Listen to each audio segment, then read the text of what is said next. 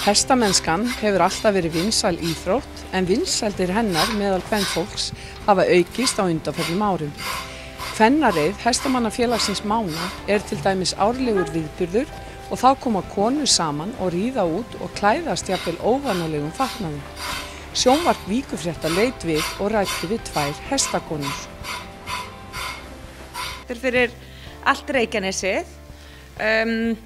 Kvennareiðin er búin að vera bara alveg í 20 ár, eitthvað svoleiðis allavega sko. Alltaf daginn fyrir uppstillingadag og alltaf mismunandi þema. Þú veist, í fyrra var Flower Power, núna gull og silfur og þetta er bara æðisleg stemning. Það eru 40 konur skráðar til þáttöku og veðrið er náttúrulega dásamlegt, þannig að við bara erum mjög peppaðar. Hver er þinn ferill í hestamennskunni? Sko ég er svona náttúrulega bara svolítið svona forréttinda prinsessa sko. Ég fæðist bara inn í svona mikla hestafjölskyldu. Pabbi er ofboðslega mikill hestamæður og ég fylgi honum svolítið bara inn í þetta og hef alltaf bara strax frá því ég fæðist fæ ég ofboðslega mikinn áhuga á hestum, ofboðslega mikinn áhuga á dýrum og mikinn áhuga að vera úti og í náttúrunni. Þannig að já, ég er búin að vera svona meira og minna alltaf í þessu. Í kvennareiðinni farið í heimsóknir og nú bauð ein úr hópnum í bústaðinn sinn, Fjörukot. Ég ákvað að bjóða bara allt það sem ég hef að bjóða og það er þetta, Fjörukotið. Fjörukotið og þetta er rétt fyrir utan Sandgerði eða sem sagt þéttbýli í Sandgerði. Af því nú þú komin á kaf í hestana og með hesthús og stelpaðin líka. Segðu mér aðeins hvernig þetta kom til. Heyrðu, ég var eiginlega tilneydd. Þeir komu með hryssu sem átt að skjóta og ég umgast alltaf við dýr. Það kom ekki til greina að skjóta hana þannig að ég bara tók hana að mér og þeir voru búin að redda plássi fyrir mig og þannig bara var ég tilneydd að fara á bak og fara á hest og bara, já, gera þetta allt saman. En ég var skíthrædd, alveg rosalega hrædd. Ég þorði aldrei að koma nálægt þessu, ég þorði ekki að fara inn í bás eða neitt. Þeir þurftu að gera allt, en í dag ger ég þetta allt sjálf. Og í dag ertu með fleiri en einn hest í hesthúsinu, er það ekki? Jú, við hefum 14 eða 15 hross, ég veit ekki nákvæmlega hvernig þetta er. Það fæddist fólald í dag. Heyrðu til hamingju, þannig að þú ert hestamamma líka. Já, ég á Meri sem er alltaf að kasta fyrir okkur og gefa okkur hross. Gunnhildur Erla segir það mikil forréttindi að geta komið í hesthúsið eftir vinnu til að njóta útiveru og hestamennskunar. Núna er ég svolítið að stundi þetta bara eins og þú stundar jóga sko. Þú veist, mér finnst bara æðislegt að koma hinga bara eftir vinnu og meira bara svona til að slaka á.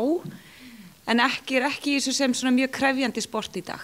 Þetta er bara, já, bara svona til að njóta og slaka. Já, þannig að þú ert ekki með marga hesta og þarft ekki að moka skít alveg á hverjum degi, 2 á dag eða gefa 2 á dag. Ég kann náttúrulega ekki þessa formúlu, en þetta er pínu svona dekur hestamennska hjá þér, er það ekki? Já, það má alltaf segja það svona uppátt, en ég er voðalega dekurið í þessu sporti í dag. En auðvitað er þetta sem fylgir hestamennskunni, að það þarf að sinna þeim. Það þarf að gefa þeim að borða allavega 2 á dag og þau þurfa að fara út og það þarf að moka og svona, en vá, þetta er svo óbúðslega gefandi. Er þetta svona, fær maður útrás ef maður hefur svona bóndaeðli í sér? Er þetta þá svona pínu útrás að koma hingað og moka skít og vera með hestunum? Getur það verið eða? Já, þú veist, ég þarf alltaf að vera voða fín í vinnunni og ég get ekki beðið eftir þessum bara fara úr hælaskónum, þrjá með varalitinn og bara fara í reiðbuksurnar og bóndaskóna og fara bara að gera með skítuða sko. Gunnhildur segir að konum hafi fjölgað mikið í hestamennskunni og það sé af hinu góða. Já, það starfar hérna 4 manna kvennadeild og ég er meðal annars í þeirri deild og svona aðalverkefni okkar er að skipuleggja þessa kvennareið. Það er svona stóra málið. En þetta er alveg magna, þetta er svolítið að breytast, að við sjáum að mikið af nýja fólkinu sem er að koma núna eru konur. Og þetta er að gerast líka svolítið mikið út í Skandinavíu, þetta er að verða miklu meira kvennasport. Heldur en þetta var hérna áður fyrr, þá sástu svona, þegar þú hugsaðir hestamennsku, þá sástu bara fyrir þér einhverja svona bændur og bara menn. En þetta er orðið hellingskvennasport. En er ekki fullt af karlmönnum hérna á Mánagrund ennþá? Er það ekki? Jú, að sjálfsögðu. Þetta er bara bara mjög góð blanda. Og hvað er það sem að maður fær út úr því að til dæmis þeir sem með hesthús hérna og kannski með 5-6 hesta? Er þetta ákveðin lífstíl að vera með svona hesta? Það þarf að hugsa það og eins og þú varst að segja á það. Flestir sem eru með hesta að eyða hérna 3-4 klukkutímum kannski á dag, allavega 5 sinnum í viku. Þannig að þetta vissilega lífstíl. Þú getur ekki stunda þetta svona tímabundið og kannski svona slitrótt eins og mörg önnur sport. Af því ef að þú sinnir ekki, þú eðlilega þarft að gefa hestunum alltaf að borða og hirða þá. En ef þú ríður ekki út og þjálfar þá ertu bara alltaf á svona leiðindar hestum. Þetta bara eins og með okkur sjálf. Við þurfum að hreyfa okkur 3-4 sinnum allavega í viku til að halda okkur í okkur formi. Það líka mjög mikið stundað svona hestaferðir á sumrin. Það náttúrulega langskemmtilegast. Það æðislegt? Það bara ekki. Og hvert farin? Það mjög mikið farið Suðurlandið og Vesturlandið og það líka norður. Það svona farið bara utan vega. Það farið á fjöllin, það svona verið að eltast við kannski fjallakofa og svona til að gista og það sem góð aðstæða fyrir beit og þess aftar. Það eru ofsalega margar hestaleiðir í boði á landinu.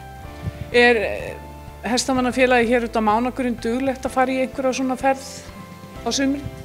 Við erum með rosalega flotta aðila sem eru með svona ferðanemnd og við erum bæði að fara saman í dagstúra helgar en svo líka svona kerrurúndar, þá förum við kannski saman út í Hafnarfjörð eða Mosfellsbæ og hittum þar aðra hestamenn og ríðum út með þeim, svona heimsóknir.